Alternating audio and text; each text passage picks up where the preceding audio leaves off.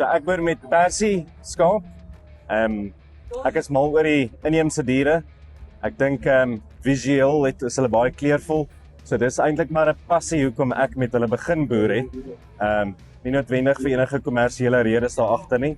En ja, dit het ons by die punt gebring wat ons 300 produksie het, nie net op die persie nie, maar ook op die ander rasse wat ons mee doen. Wel, jou lam moet gesond wees en hy moet vet genoeg wees. Hy moet net nie te vet wees nie. Ek het die 1 jaar ook 'n persie ingeskryf wat 'n A6 uitgeslag het. So dis bietjie baie vet en dit het alles mooi die jaar uitgewerk. En ja, nou is baie tyd wat daarin gaan. Is nie net van loop in die kraal en kies enige skaap wat daar is nie. So daar's beplanning agter dit. Beplanning wat die ander mense daar buite nooit noodwendig van sal weet nie.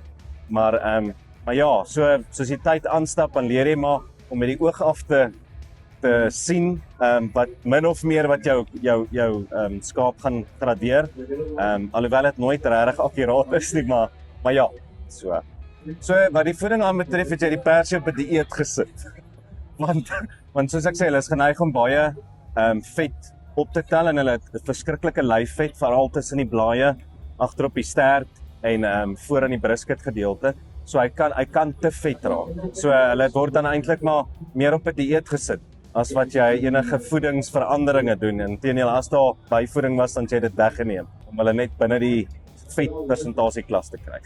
Weet jy, ek het vroeër genoem dat ons het so 2-3 weke terug was ons in 'n vergadering met ons werksmaag gewees dat ons as boerdery amper besluit gemaak het om die klein vee tot nul te maak as gevolg van ekonomiese omstandighede en sowel as arbeids situasies wat opgeduik het.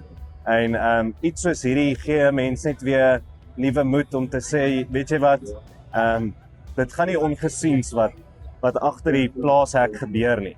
En dit wat jy al die jare doen, sal jy die vrugte daarvan pluk. Mens moet net moed hou en aanhou. Wel, soos ek nou net gesê het, jy weet, dit gee mens weer moed en jy kyk weer met 'n positiewe gesindheid daarna. Ek dink om 'n boer te wees, die boere daar buite sal met my saamstem. Niks is in jou beheer nie. Nie voerpryse sou jy moes voer nie die verkooppryse nie die weer nie. Ons het 'n baie nat jaar gehad wat met sy komplikasies kom. Baie droë jaar kom weer met sy komplikasies. So die omstandighede is nooit 100% gunstig nie. Dit is om die waarde wat God vir jou daarin wil vas lê raak te sien en dan met die passie aan te hou. Maar dit is baie belangrik dat jy 'n passie moet hê vir boerdery, want as jy nie 'n passie het nie, sal jy vinnig moet. Mens maak natuurlik gebruik van seleksie. Ek sal nie sê seleksie is noodwendig die hoofrede wat die smaak gaan impakteer nie. Ek myself is baie mal oor persieskaap en die smaak daarvan. Die vet is 'n ander tipe vet wat jy kry by hulle, die inheemse dieras wat jy by jou veredelde rasse kry. So ja, ek's mal oor hulle. Ek het ander inheemse rasse ook, so ek is maar 'n inheemse boer.